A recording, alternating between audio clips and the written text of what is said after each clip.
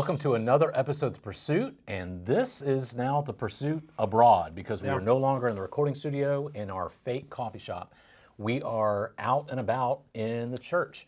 And today we are in the hallway right outside what was for a while the choir room, and now for a little bit of time it's going to be the Salem Baptist Christian School first grade room. Yeah. All right, so that's why you see the debris behind you. We also are decided to use their chairs and seats. And let me just tell you, they're not as comfortable as they look. No, oddly enough. But we've got our goldfish with us, again, not a sponsor, and our Capri Sun with us, but we're looking for some sponsorship money if you're out there listening. Yeah. So we want to get started with an icebreaker. Now, our icebreakers lately have been kind of lacking. Yeah. Can I use that term? And maybe I should say of all time have been kind of lacking because we've had some weird ones. But I have hope for today. Yes. All right? So here we go. Okay. Harper, what's something that makes you want to scream? Terrible driving. It's like you were ready for that one. It's just a natural Terrible thing. driving. Terrible driving. Okay. Can't stand it. No excuse for it. Okay. There are lines on the road. Stay within them. Wow, that's really bad driving. Use your turn signal. Like, it's Do you pretty, use your pretty turn easy. signal all I the do. time? Really? Most. Okay. When people are around. That brings up a good point because this week somebody was in the car with me and we were driving somewhere and they said, listen, I need to tell you something. And it kind of meant as a joke, but they were serious. And I knew they were serious because they were holding on to the oh no handle that's on the side of your car. And they said, Rick, your driving makes me nervous. It always has. And so then I didn't take it personally, but I kind of did. It was not a family member or spouse. No, it correct? wasn't a family member, spouse, or anybody I really care about. But I had to ask you. Remember, I asked you. I said, have you ever felt unsafe? I mean, we're on live here. You could. Not with your driving. Got it. That makes sense. Okay. Awesome. All right. So for me, what makes me want to scream? I think it's kind of the same way things that frustrate. For me, I plan a schedule of my day pretty tight to where I know what I'm going to do all through the day. Oh, yeah? And so like any hiccup, and I got to get over it. Dude, I got to get over it. But it doesn't matter. Like if I'm doing something in the office and someone says, you have a minute, that doesn't bother me. But if you and I got a meeting scheduled for like 10:30 and it's 11:15, that frustrates. I'm like, ugh, because we haven't started yet. Right. I'm not there. Right. And like those kind of things, because that means I got to bump things back. And I did that a long time ago, back when Eli was maybe 5, because he said, hey, Dad, I want you to come home before dinner so we can play and have fun. And so I made sure to cram all my day into before 5 o'clock. Oh, yeah. And so when something comes up and it just throws it off, and it's my own hiccup. So if you're watching this and you're like, I'm really sorry, it's me. It's all me. But that's that. I have to get over it really quickly, and it does make me want to scream. I haven't yet, but Yeah. Have you ever actually screamed while you're in the car with a bad driver's in front of you?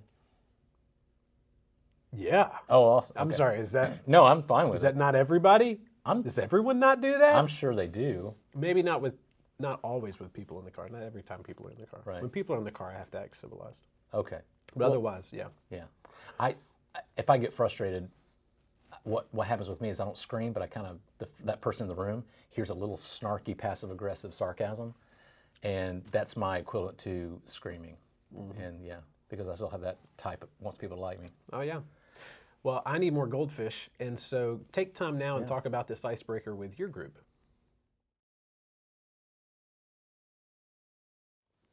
Well, this week, Pastor Kivett decided to go out of John chapter 1 in order to share with us as a church the vision for why we exist. And he went into great detail talking about how, as he has shared over the last 5 years as our pastor, that it's his desire to reach 1% of Forsyth County with the gospel. And in that, and in his handout he handed out to us, he gave us 7 ways to be involved in this mission. That he wants all of us to be involved with. It's not just something that the pastoral team does or a Sunday school group or Sunday school teachers or the deacons are involved. Everybody at Salem needs to be involved in this. And he gave 7 of these. One of them on the list he gave us was live sufficiently and give generously. So I started thinking about that. What does that mean? And I think it does mean finances. But I think it also means your time. Like I was saying earlier, I get frustrated when my time gets taken away from me. I need to be more generous with my time in those situations. Yeah, so I mean, it's one of those things where we are probably prone to be generous in different ways, like with our personalities and stuff. And so for some, honestly, it may be easier to give generously of your money than your time. And for others, it may be, yeah, I'll gladly give you my time, but don't dare ask for me to give any of my money. Right. And again, it all goes back to our overarching view and this theology of, well, whose time is it? Whose skills are it? Whose money is it? Whose money is it? It's not yours. You are a steward of it. That word, managing the house of another. You're managing something that is not yours, but you're doing so in a wise way. And so, how do you do that well? Well, it's going to change as you realize this isn't mine, this is God's, and so I'm going to use this as effectively and efficiently as possible. Yeah, so we thought we'd ask our groups to talk to get together and talk about what does it mean for you as an individual and then as a group to live sufficiently and to give generously. Some of you, it may be you're able to give more, maybe finances. Some of it is time, maybe some of it's both. But to maybe think of creative ways where you could live sufficiently and give generously. Well, Pastor Kivett shared about the Great Awakening and how even in that time, it wasn't as much about the pastors or speakers and these evangelists or anything like preaching these profound sermons that helped the spread of the gospel and helped spread across America. It was the people in the pews, the members of the church, the lay people who are not professional Christians, as he said and referenced, because that's what many times people think in their minds. But people who are working regular jobs in the secular world and who are influencing people around them. And so as we kind of think about that along with the mission and the 1% that we believe we're called to reach here at Salem and Forsyth County, part of that is, okay, well, what's my role in that? How do I reach the people God has placed me intentionally around, where I work, where I live, where I play, all those areas? How can I do that? And so we kind of want, as a group, we want you to take some time and brainstorm about what would this look like for you as an individual, as a family, and even as a group at large. Yeah, it may mean involving people in your neighborhood where you're meeting right now to join you in your small group and start these kind of conversations.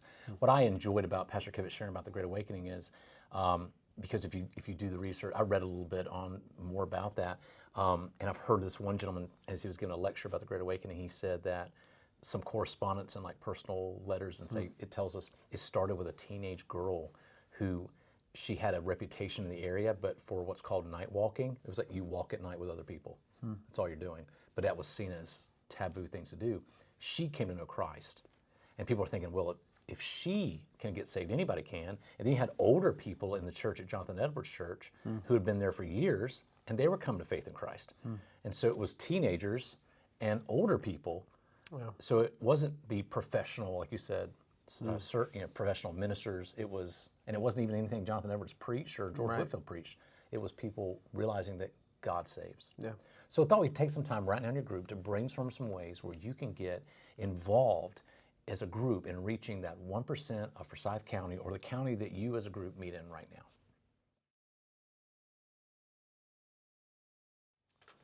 Well, another way to be involved, Pastor Kivett shared with us, was to take ownership of the lost. It's something that we recognize that we have to do. This is something that we realize we are here in the middle of Broad Street, here in Forsyth County, and we live in a community, we exist in a community where many don't know Christ. So we need to take ownership of that. So what we want to do right now is give your group some time and dedicate time as a group to pray for the lost represented in your group. It may mean the neighbors in the area of the group where you meet. It may involve family members or loved ones or, again, neighbors of members of the group. But take some time right now, mention names, and pray for those people. Yeah, as Pastor Kivett mentioned, not word for word, but one of the things he said was a gospel movement will come when the people of God on the burden of the lostness where they live. And so as we think of those people, as we think of how to reach the 1%, also we're praying for those who are around us that are lost, but also for ourselves. God, give me a burden for them. God, give me that burden so that it is something that is weighing on me, and I'm feeling that, and that it's something that encourages me even more in sharing this with others. So take some time right now and talk about this as a group. Well, thank you for joining us on another episode of The Pursuit Abroad. We don't know where we'll be next week, but you want to tune in to see where we're going to be. As always, you can watch previous episodes of The Pursuit by clicking the link provided on the screen. Yeah, and you can go back and watch past sermon videos. You can also click the subscribe button. That way you get notified as soon as we upload a video, and we will see you next time. Pastor Rick's going to throw a fish in my mouth now. Almost.